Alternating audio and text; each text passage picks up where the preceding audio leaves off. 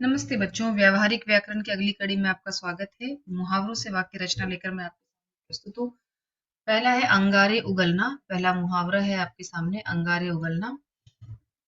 परीक्षा के समय जब मैं समय बर्बाद कर रहा था, परीक्षा के पहले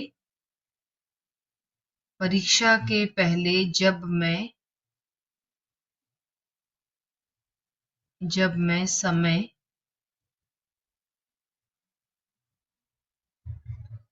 बर्बाद कर रहा था,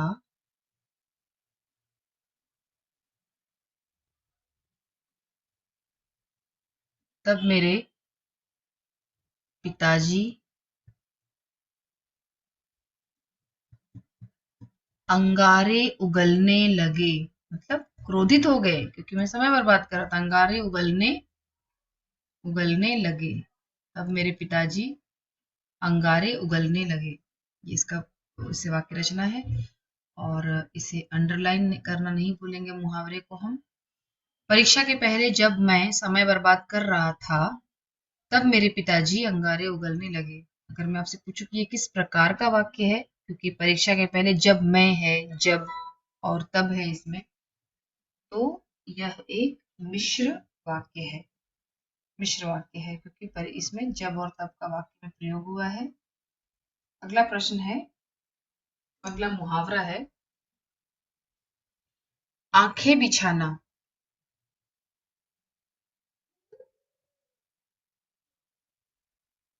बेटे की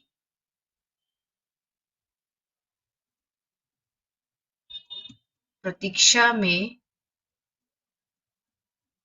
माँ आंखें बिछाए बैठी थी। आंखें बिछाए बैठी थी। मतलब बेटे की आंखें बिछाना का अर्थ होता है कि बहुत हृदय से किसी का स्वागत करने के लिए एकदम प्रतीक्षारत रहना। तो बेटे की प्रतीक्षा में माँ आंखें बिछाए बैठी थी। या इसका एक इससे एक वाक्य रचना आप इस तरह से भी कर सकते हैं कि विदेश से पिताजी वापस आ रहे थे। विदेश से पिताजी वापस आ रहे थे, कॉमा बच्चे आंखें बिछाए बैठे थे। मतलब खूब प्रेम से पिताजी का स्वागत करने के लिए एकदम उत्सुक होकर के बैठे थे। बच्चे आंखें बिछाए बैठे थे। मेरे साथ साथ जरूर लिखिए, वाक्य रचना कीजिए और धैर्य रखिए थोड़ा सा। आप सोचेंगे कि एकदम जल्दी जल्दी मैं लिख लूंगा, ऐसा नहीं होता है। आपको ध्यान से लिखना पड़ता है क्योंकि छोटी सी भी गलती होने से मार्क्स यहाँ पर अंक आपके चले जाते हैं आपके हाथ। तीसरा है कमर कसना। आगामी परीक्षा के लिए यहाँ पर हम शुरू करेंगे आगामी शब्द से। आगामी परीक्षा के लिए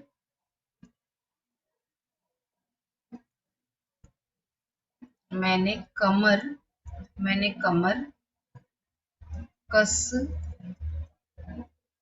ली है। आगामी परीक्षा के लिए मैंने कमर कस ली है। अगला है आग में घी डालना। आग में घी डालना का अर्थ है कि पहले से ही कोई क्रोधित है, किसी को पहले से ही बहुत क्रोध है, किसी कारणवश क्रोध में है कोई और उस पर से उसे और क्रोधित करना, उसे हम कहते हैं आग में घी डालना। तो वाक्य रचना करते हैं हम इससे। वापस हम थोड़ा पिताजी पर ही आते हैं क्योंकि पिताजी अक्सर थोड़े कभी क्रोधित क्रोधित होते हैं। तो पिताजी राम से क्रोधित थे। पिताजी राम से क्रोधित थे। हाँ, क्षमा कीजिएगा, क्रोधित हो गया है। क्रोधित, पिताजी राम से क्रोधित थे और ऐसा हुआ कि पड़ोसी ने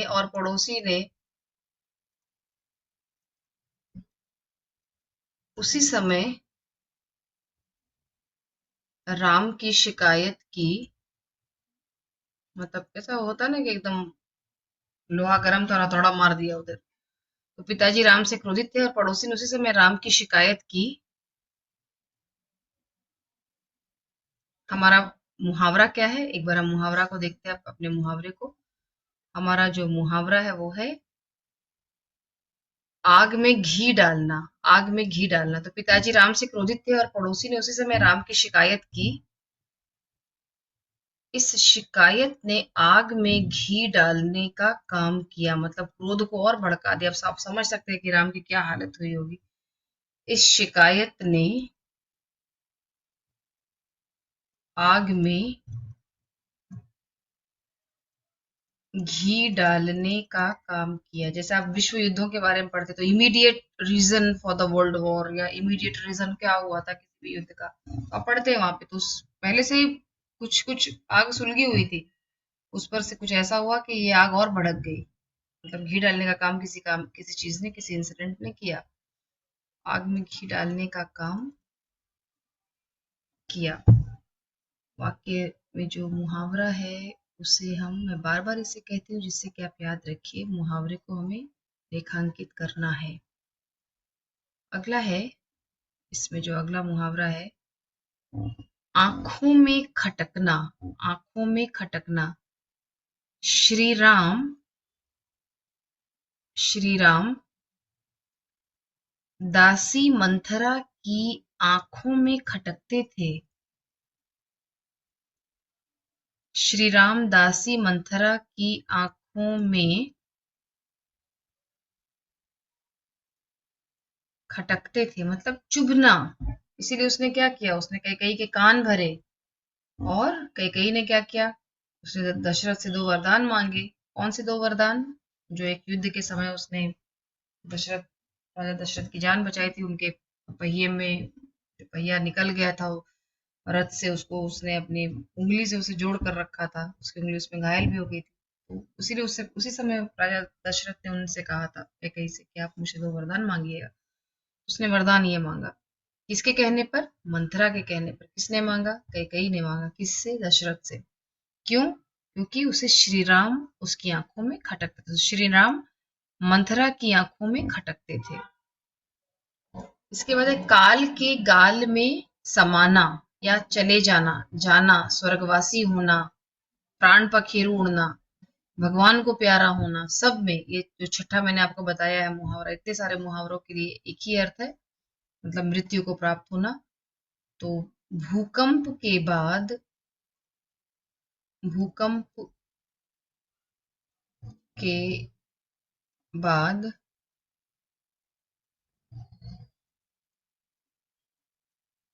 बहुत से लोग, बहुत से लोग काल के गाल में, काल मतलब होता है मौत। गाल मतलब गाल इज अ पार्ट ऑफ, आप गाल को यहाँ समझ सकते हैं, सिंबलाइज कर रहा है मुंह में। तो मौत के मुंह में, काल के गाल में समा गए। भूकंप के बाद बहुत से लोग काल के गाल में समा गए। फिर से पढ़ रही, भूकंप के बाद बहुत से लोग काल के गाल में समा गए। नेक्स्ट है, इसके बाद है खून का घूंट पीकर रह जाना, जहर का घूंट पीकर रह जाना। खून का मतलब अपने अपमान को सह लेना, अपने अपमान को सह लेना। तो चाचा जी का अपमान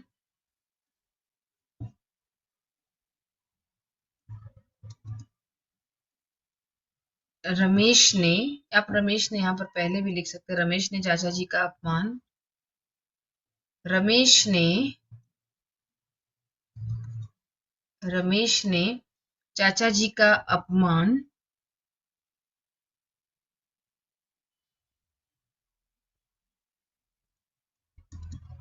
भरी सभा में किया। मतलब सब लोग बैठे थे, पूरा खानदान के लोग बैठे थे और उसमें उसने चाचा जी का अपमान किया।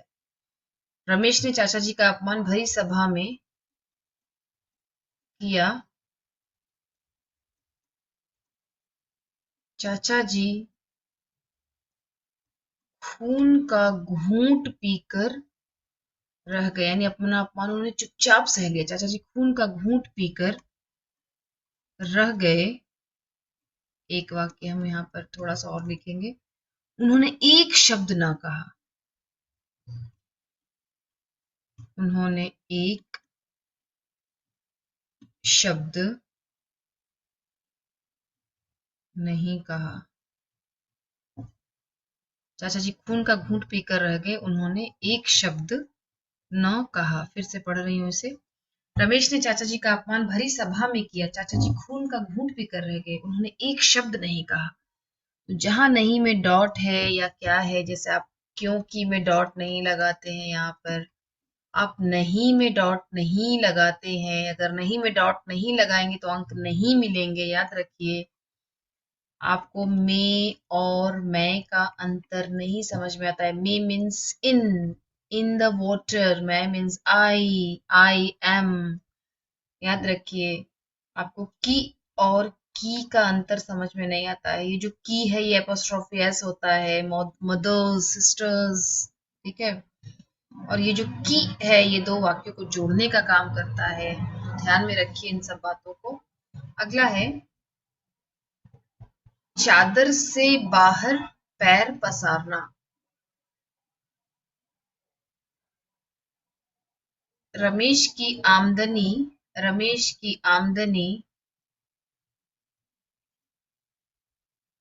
15,000 है। रमेश की मासिक आमदनी, आप यहाँ टू बी मोर स्पेसिफिक यहाँ लिख सकते हैं, रमेश की मासिक आमदनी 15,000 है।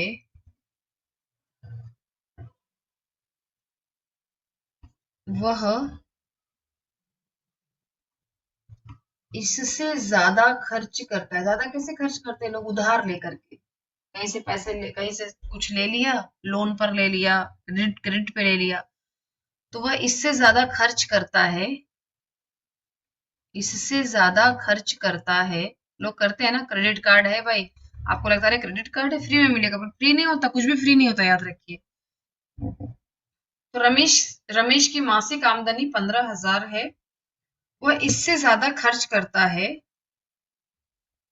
चादर से बाहर पैर पसारने की उसकी यह आदत। चादर से बाहर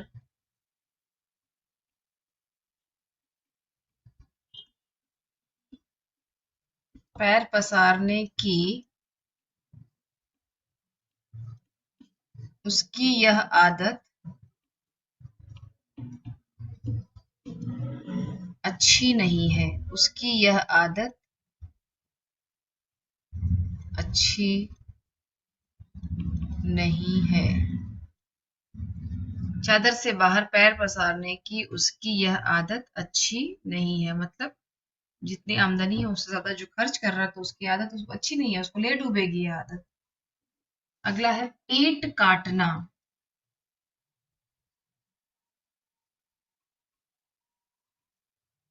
मेरी नौकरानी रमा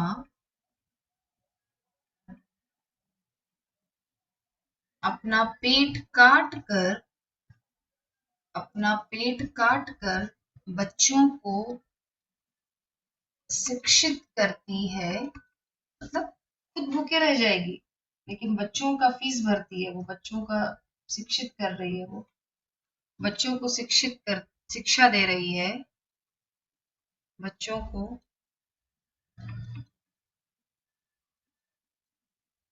शिक्षा दे रही है, जिससे कि बच्चे पढ़ लिख कर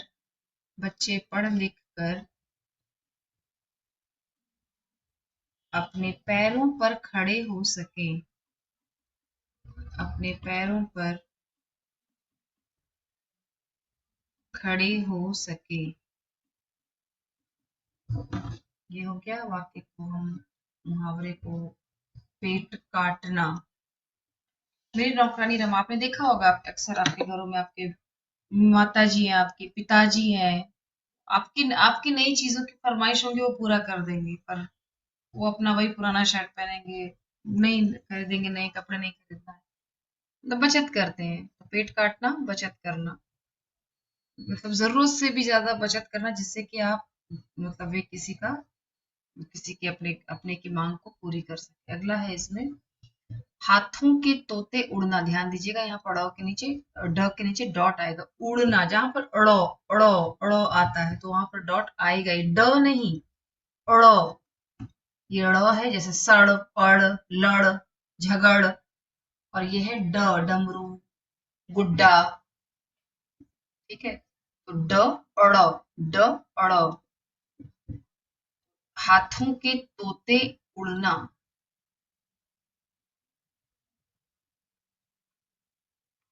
परीक्षा के समय, परीक्षा के समय नकल करता हुआ विद्यार्थी, नकल करता हुआ, नकल करता हुआ विद्यार्थी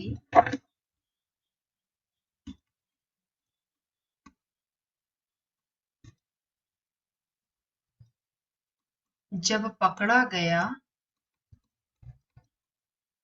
जब पकड़ा गया तब, मतलब कई मुहावरे इसमें लिख सकते हैं, जैसे कि हो सकता है उसको शर्म, किसी को शर्मिंदगी भी हो सकती है, मतलब उसकी सिर नीचे हो जाएगा, उसकी आंखें नीचे हो जाएगी, कोई बेशर्म जैसा हंसता रहेगा, दांत नहीं पुर रहे हैं, मैम क्या करूं अभी, पढ़ाई नहीं था, पढ़ाई नहीं की थी, दांत नहीं पुर रहा है वहां। तो कोई कोई ऐसा है जो बहुत डर जाता है, अरे अगर पापा को पता चल गया तो क्या होगा।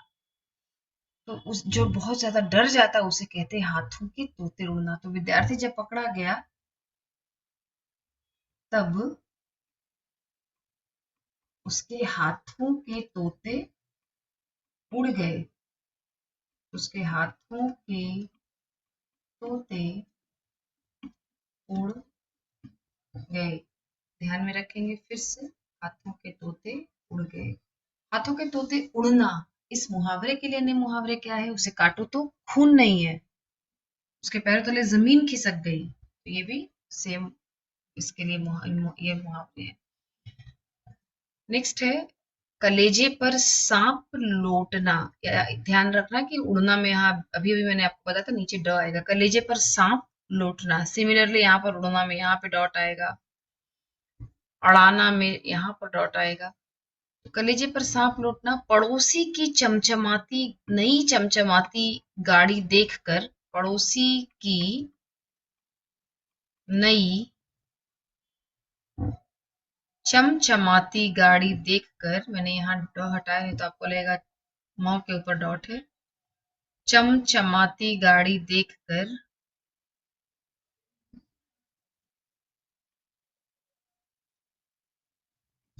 गाड़ी देखकर रमा के कलेजे पर सांप लौट गया। रमा के कलेजे पर, रमा के कलेजे पर सांप लौट गया। ठीक है, और इसे हम करेंगे रेखांकित। नेक्स्ट है कान भरना। कान भरना, जैसे यहाँ पर ये था आंखों में खटकना, जैसे हमने यहाँ पे बनाया था आंखों में, यहाँ डॉट आएगा। कान भरना में हम यहाँ लिख सकते हैं कि मंथरा द्वारा कान भरे जाने के कारण, मंथरा द्वारा कान भरे जाने के कारण, कान भरे जाने के कारण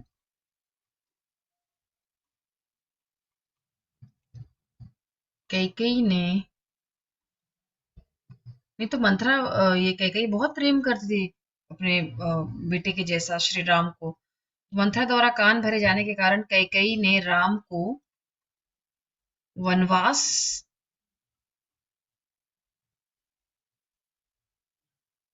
दिलवाया। मतलब किससे कहकर, दशरथ से कहकर उसने वनवास दिलवा दिया उसको। किसके द्वारा कान भरे भरे गए उसके, मंथरा द्वारा कान भरे गए। नेक्स्ट है आंखों पर पर्दा पड़ना। आंखों पर पर्दा पड़ना।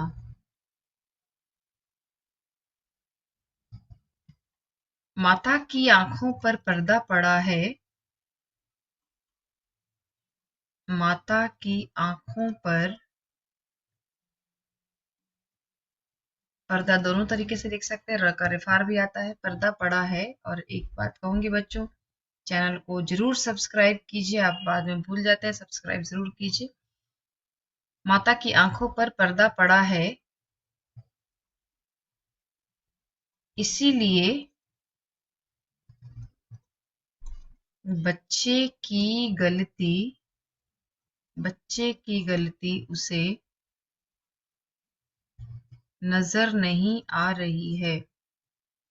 उसे नजर नहीं आ रही है। मतलब माँ के मेरे माई सन, मेरे बेटे, वो कभी गलती कर ही नहीं सकता है।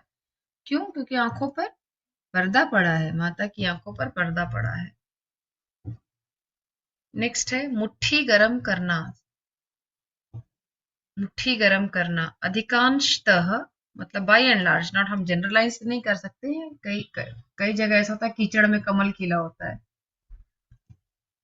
तो अधिकांशतः सरकारी अधिकारी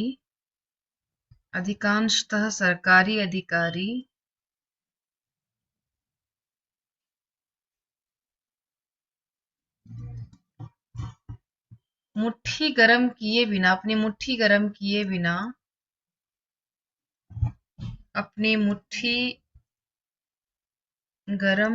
बिना काम नहीं करते। अपनी मुट्ठी गरम किए बिना काम नहीं करते।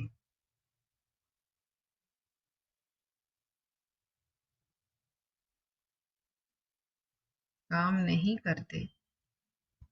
बस हम यहाँ पर करेंगे मुट्ठी गरम। मुट्ठी गरम, मुट्ठी समझते हैं ना, नन्हे मुन्ने बच्चे तेरी मुट्ठी में क्या है। मुट्ठी, आपने एक का सिक्का अपने हाथों में बंद करके रखा है, उंगलियों में, उसे हम कहते हैं मुट्ठी।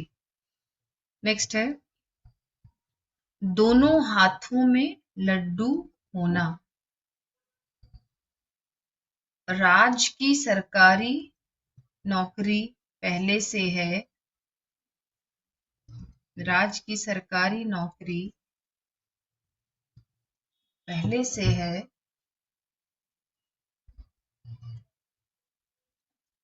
उसकी पत्नी को भी अच्छी नौकरी मिल गई है। उसकी पत्नी को भी अच्छी नौकरी मिल गई है। मतलब लाभ ही लाभ है, प्रॉफिट ही प्रॉफिट है। उसकी पत्नी को भी अच्छी नौकरी मिल गई है। उसके दोनों हाथों में लड्डू है। इसके बाद हम मुहावरा लिखेंगे, उसके दोनों हाथों में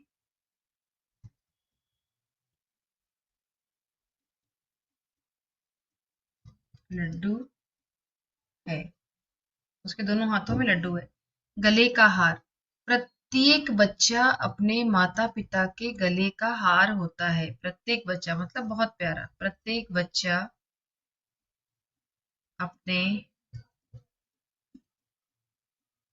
माता पिता की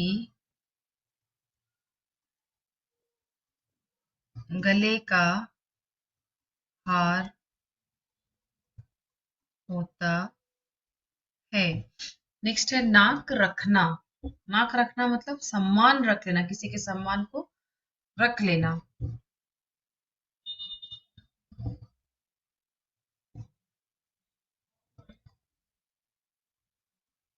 परीक्षा में उत्तीर्ण होकर, मतलब पास होकर। कई बच्चे ऐसे होते हैं पढ़ाई लिखाई ही नहीं करनी है उनको, तो उत्तीर्ण भी हो गए, पास भी हो गए, तो भी बहुत बड़ी बात है उनकी। तो परीक्षा में उत्तीर्ण होकर रमा ने अपने माता पिता की नाक रख ली। मतलब सम्मान बचा लिया, माता पिता की नाक रख ली। इसके बाद है टांग अड़ाना, अड़ा अड़ा अड़ाना, टांग अड़ाना।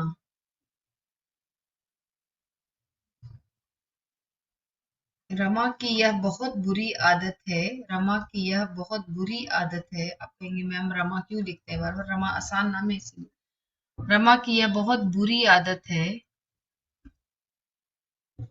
बुरी आदत है।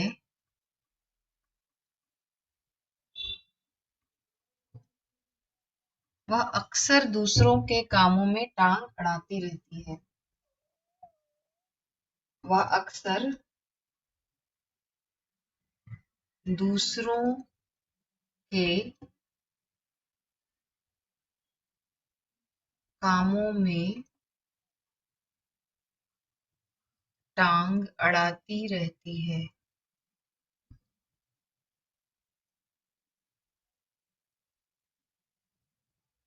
टांग अड़ाती रहती है, इसको हम अंडरलाइन करेंगे, टांग अड़ाती रहती है। नेक्स्ट है ईंट से ईंट बजाना। झांसी की रानी लक्ष्मीबाई ने अंग्रेजों की ईंट से ईंट बजा दी। झांसी की रानी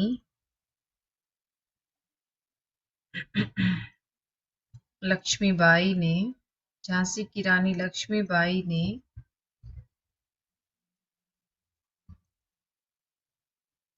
अंग्रेजों की, यहाँ पर अंग्रेजों जहां लिखा है वहां पर ऊपर में नुक्ता आएगा, अंग्रेजों की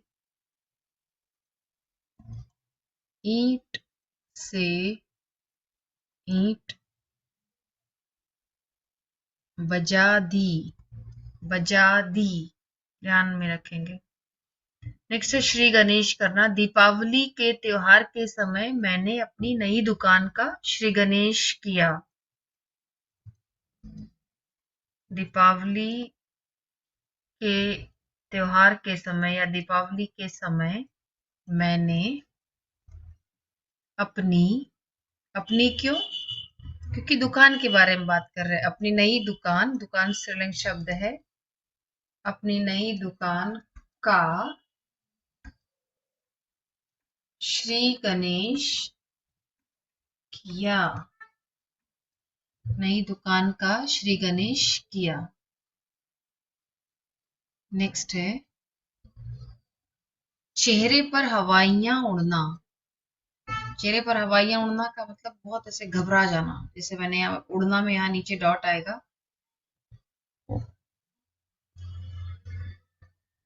परीक्षा भवन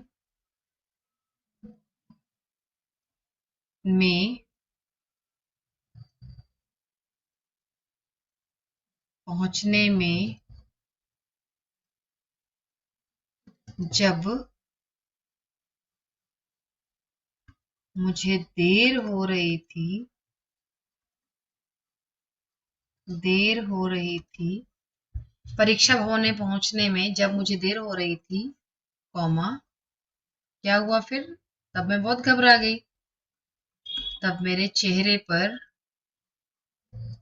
तब मेरे चेहरे पर हवाइयां उड़ने लगी, तब मेरे चेहरे पर हवाइयां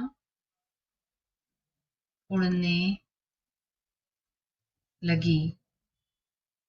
इसके बाद इन शब्दों को शुद्ध करना है, तो मैं सिर्फ यहाँ पर क्या शुद्ध होगा वो लिख देती हूँ। परीक्षा में बड़ी की मात्रा, श्रीमती, कवयित्री, आवश्यकता, आवश्यकता, गृहस्थ नहीं होता है, गृहस्थ होता है। कृपालु में छोटे ओ की मात्रा, प्राची में प्रा, प्रा, ये प्र, तो प्राचीन। अतिथि में दोनों में छोटी की मात्रा, अतिथि, अतिथि, अतिथि में दोनों में छोटी की मात्रा हो गई। प्रदर्शनी, प्रदर्शनी आपको मैंने कई बार बताया, प्रदर, दर, र का उच्चारण कहाँ है, र का उच्चारण प्रदर, दर, र, द के बाद आ रहा है र, वो हमेशा आगे वाले पर क्राउन बनकर बैठ जाता है। प्रदर्शनी, सामर्थ्य, यहाँ पर आ रहा है म के बाद र का उच्चारण आ रहा है तो ये य पर आएगा। आंसू, हस्तक्षेप, हस्तक्षेप में हस्ताक्षेप नहीं, हस्तक्षेप। आशीर, आशीर देखिए श के बाद आ रहा है आशी र, आशीर, तो हमेशा वो आगे वाले वर्ण पर क्राउन के रूप में बैठेगा तो यहाँ आएगा। समृद्ध, समृद्ध। स्वाभाविक, जब भी हम इक लगाते हैं, जब भी हम इक लगाते हैं तो स्वाभाविक, ठीक है। अभिशाप, अभिशाप, अभिशाप में यहाँ पर श आएगा। उपलक्ष्य, उपलक्ष्य। श्रेष्ठ, ये है श्रेष्ठ। फिर से घनिष्ठ, सेम, घनिष्ठ। मुश्किल, हम जब मुश्किल लिखते हैं, जब भी डेढ़ वर्ण आता है तो ये एक साथ मात्रा लगती है, मुश्किल। परिस्थिति, परिस्थिति याद रखिए, स्थिति कहीं भी आ जाए, स्थिति, स्थिति की स्थिति हमेशा ऐसी ही रहती है स्थिति। और प्रीफिक्स परी जो होता है वो र हमेशा छोटी ही होती है। जैसे परी प्रीफिक्स से, परी उपसर्ग से जब हम शब्द बनाते हैं परी से, तो परिवार, परिणाम, परिवेश, परिणय। तो जब भी परी प्रीफिक्स को हम प्रयोग कर रहे हैं तो वो हमेशा छोटी ही की आएगी। और स्थिति हमेशा स्थिति की स्थिति यही रहेगी, याद रखिए, स्थिति की स्थिति को आप नहीं बदल सकते, तो इतना याद रखिए आप। और क्या शब्द इसमें, परिश्रमी। अभी मैंने आपको अभी तुरंत ये बात बताई कि जहां पर भी प्रीफिक्स परी आ रहा हो, अभी देखिए एक परी संज्ञा है, क्या है ये, परी, परियों की रानी, मैं हूँ परियों की रानी, परी हूँ मैं, वो गाना आपने सुना होगा परी, तो ये नाउन है। और इसमें जो अंतिम शब्द है ये है विश्राम, विश्राम। इसका अंतिम हम प्रश्न खत्म कर लेते हैं। विशेषण रूप बनाना है परिवार से, अच्छा ये हमने नहीं लिखा था, 15वां, स्वाभाविक, स्वभाव। जब भी हम एक सफिक्स जोड़ते हैं तो पहला वर्ण में कुछ ना कुछ बदलाव आता है, वो सब डिपेंड करता है, ई है, ऊ है, क्या है। तो अब यहाँ स्वभाव है तो स्वाभाविक, स्वाभाविक। अब यहाँ तो मात्रा लगा नहीं सकते हम, यहाँ मात्रा कैसे लगाएंगे, लगाएंगे तो ये पूरा स बन जाएगा, स्वाभाविक। तो शब्द बनेगा हमारा स्वाभाविक। मैं यहाँ लिखती हूँ स्वाभाविक, स्वाभाविक।